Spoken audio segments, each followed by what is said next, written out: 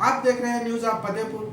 आइए रुक करते हैं खबरों की ओर। फतेहपुर में केंद्रीय मंत्री और जिले की सांसद साध्वी निरंजन ज्योति ने पत्रकारों से बातचीत के दौरान विरोधियों पर जमकर निशाना साधा। बता दें कि साध्वी फतेहपुर में आज बजट के बाद पत्रकारों को संबोधित कर रही थी, जहां उन्होंने केंद्र और प्रदेश सरकार की उपलब्धियों का बखान किया। इसके अलावा साध्वी ने ओवैसी के बयान को भड़काने वाला बताया। उन्होंने बताया कि ज्ञानवापी मामले में ओवैसी देश की जनता को भड़काना चाहते हैं। साध्वी ने राहुल गांधी की भारत जोड़ो यात्रा पार्ट 2 पर निशाना साधते हुए कहा कि राहुल जहां जहां जाएंगे वहां वहां उनका गठबंधन टूट जाएगा। टिकट बंटवारे को लेकर भाजपा पर हमलावर रुख रखने वाले सपा अध्यक्ष अखिलेश यादव पर साध्वी ने परिवारवाद पर चुटकी लेते हुए कहा कि अखिलेश यादव को परिवार के सिवा दूसरा कोई यादव नहीं दिखता।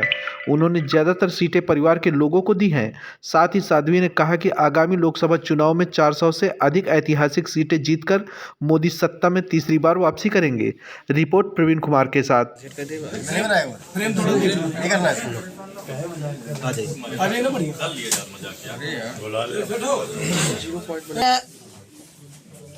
गौरव का विषय है और नए भारत की नई पार्लियामेंट में एक इतिहास बनेगा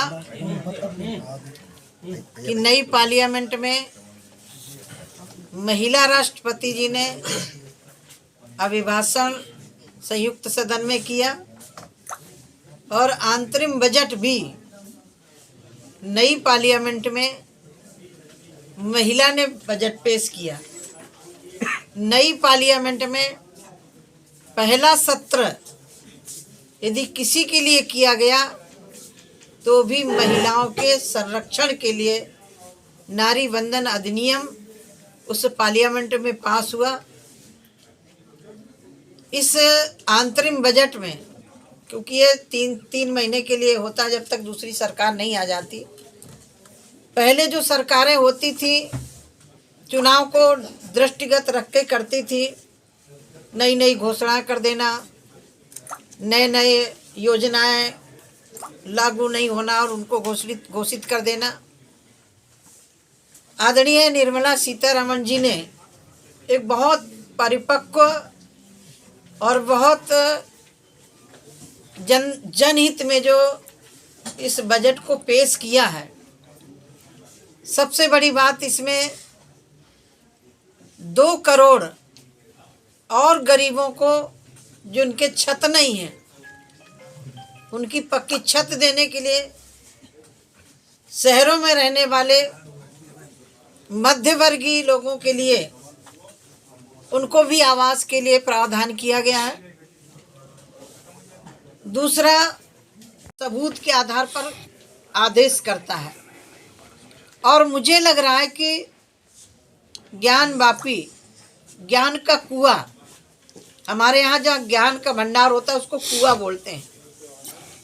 नंदी भगवान चिल्ला चिल्ला के कह रहे हैं कि मेरे आराध्य यहाँ विराजित हैं।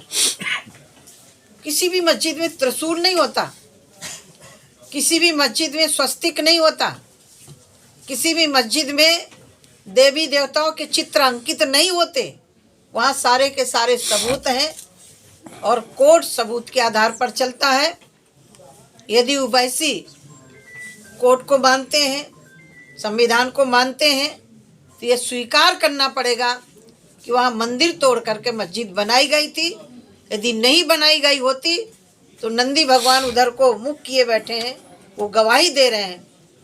मुलायम सिंह की सरकार के समय व्यास पूजा हो रही थी वहाँ, लेकिन राजनीतिक कारणों से पूजा बंद की गई थी। उसको कोर्ट ने आदेश दिया है, पूजा हो रही है। न्यायालय पर भरोसा रखना चाहिए। कोर्ट सबूत के आधार पर चलता है, किसी सरकार या किसी व्यक्ति के आधार पर नहीं चलता। इस तरह की बयानबाजी क्यों दे रहे हैं, क्या लगता है? सीधे सीधे भड़काने का प्रयास कर रहे हैं। तो अखिलेश का एक बयान आया कि बीजेपी जो जितने सांसद हैं सभी का टिकट काट रही है। अखिलेश कौन होते हैं? सबसे ज्यादा यदि सांसद भारतीय जनता पार्टी में है तो ओबीसी के हैं और दलित समाज से हैं। उनको तो अपने अभी टिकट घोषित किया तो 3 तो अपने परिवार के दे दिया, किसी और यादव को दे देते। क्या और यादव नहीं थे बदायूं से लड़ने वाले? देवघर में सरकार की नीति बदली, नीयत बदली, इसके कारण ये काम धरातल पर हो रहे हैं। 16 में आवास योजना लागू हुई थी। हमारे मंत्रालय ने 3 करोड़ मकान देने का काम किया। अभी 2 करोड़ और मकान का हमें लक्ष्य मिला है। शहरी आवास अलग है क्योंकि वो सूची के आधार पर नहीं है। वो एक मानक है कि उसके पास छत नहीं है तो छत बनाने के लिए, और यदि उसका बेटा दूसरे उसी घर के ऊपर बनाना चाहता है तो वो भी जाकर के आवेदन कर सकता है। सबसे बड़ी बात किसानों के लिए, वही किसान है जब वर्षा हो गई, ओला पड़ गया, क्योंकि मेरा जन्म बुंदेलखंड का है, मैं रोज देखती थी किसान आए दिन आत्महत्याएं करता था। जब से प्रधानमंत्री सम्मान निधि जारी हुई तब से कहीं भी कोई किसान साहूकार से कर्जा लेकर के खाद बीज के लिए लिया हो और मौत को फांसी के फंदे में चूमा हो, ऐसा नहीं सूचना मिली है। ये बहुत बड़ी एक छोटे किसान के लिए, 2 बीघे वाला किसान, 1 बिस्वा वाला किसान, उसके लिए ये बहुत सहारा था। और ये काम यदि कोई कर सका है तो देश के यशस्वी प्रधानमंत्री जी कर सके हैं। और इसी कालखंड में 19 के बाद कोरोना जैसी महामारी से निपटना, देश के नागरिकों को वैक्सीन बना करके सुरक्षित करना, और कोई भूख से हमारा नागरिक खत्म हो उसके लिए व्यवस्था करना, गरीबों को मुफ्त में राशन देना, गांव में ही मनरेगा के द्वारा उस कोविड के समय काम मिल सके, वो भी माननीय प्रधानमंत्री जी ने किया।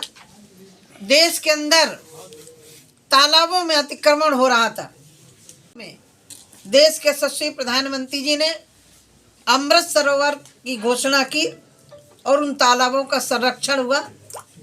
मैं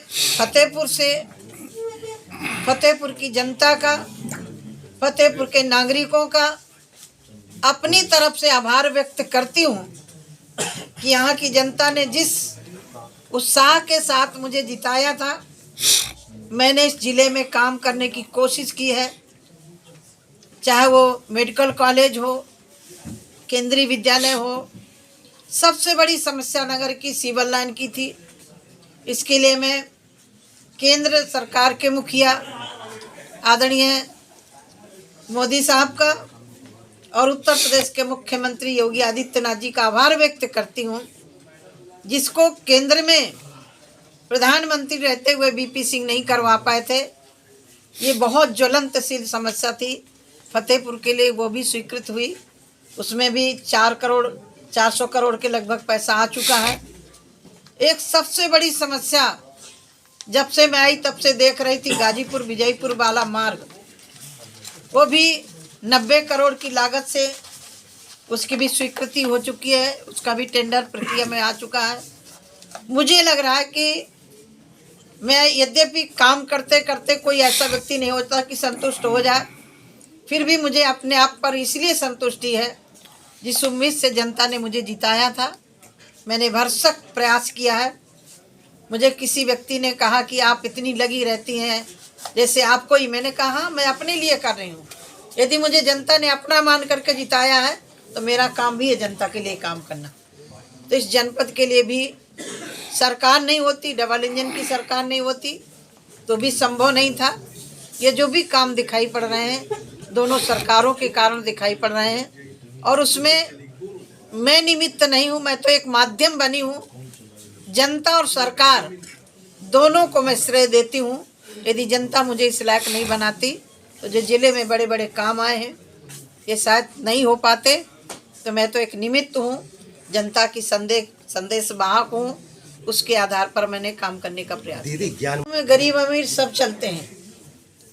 वंदे भारत जैसी ट्रेनें चल रही, उनमें बहुत जगह नहीं रुकती हैं। जो अब नई ट्रेनें आएंगी उनमें वही सुविधाएं होंगी जो सुपर फास्ट ट्रेनों में होता है। दूसरा, 3 कॉरिडोर रेलवे के भी बनाए जाएंगे जहां स्टील का काम हो रहा है, गिट्टी का काम हो रहा है, एक सीमेंट का काम हो रहा है, ऐसे बहुत सारी जगह हैं। इसमें एक विषय मुझे सबसे ज़्यादा, विषय तो सारे अच्छे थे, मैं जिस विभाग में काम कर रही हूँ, स्वयं सहायता समूह की दीदियों को, क्योंकि आत्मनिर्भर भारत को बनाना है तो देश की महिलाओं को सशक्त करना बहुत आवश्यक है। पिछले वर्ष माननीय प्रधानमंत्री जी ने कहा था कि हम 2 करोड़ दीदियों को लखपति बनाएंगे। इस अंतरिम बजट में 3 करोड़ दीदियों को लखपति बनाने का लक्ष्य रखा है। 15,000 दीदियाँ जिनकी ट्रेनिंग चल रही है, कम कीमत में किसानों के लिए ड्रोन के माध्यम से खाद का छिड़काव होगा और मुझे लग रहा है उसमें 600 रुपये की बचत भी होगी। ऐसे इसमें बहुत सारे प्रावधान किए गए हैं। अंतरिम बजट है। मुझे खुशी हो रही है कि 10 साल मुझे भी सरकार में मंत्री रहते काम करने का अवसर प्राप्त हुआ है। शायद मुझे लग रहा है कि पहले प्रधानमंत्री हैं जिन्होंने ना कभी विश्राम किया, ना रुके, लगातार काम करते रहे और नए नए इतिहास, जिस 370 धारा को लोग कहते थे उस पर हाथ लगाया जाएगा, कश्मीर में खून की नदियां बहेंगी, तिरंगा उठाने वाला कोई नहीं बचेगा, लेकिन आप सबके द्वारा चुनी हुई सरकार की इच्छा शक्ति, आदरणीय नरेंद्र भाई मोदी जी की इच्छा शक्ति, माननीय अमित शाह जी का दृढ़ संकल्प, 370 धारा इसी कार्यकाल में खत्म हुआ। जिस श्री राम जन्मभूमि मंदिर के लिए 500 साल संघर्ष करते लग गए और बहुत सारे कार सेवक उसमें अपने बलिदान दिए। इसी कालखंड में श्री राम जन्मभूमि का मंदिर भी बना और 22 तारीख को पूरे विश्व ने देखा, पूरे भारत में उसका दिवाली जैसा उत्सव मनाया गया। ये भी इसी कालखंड में हुआ है।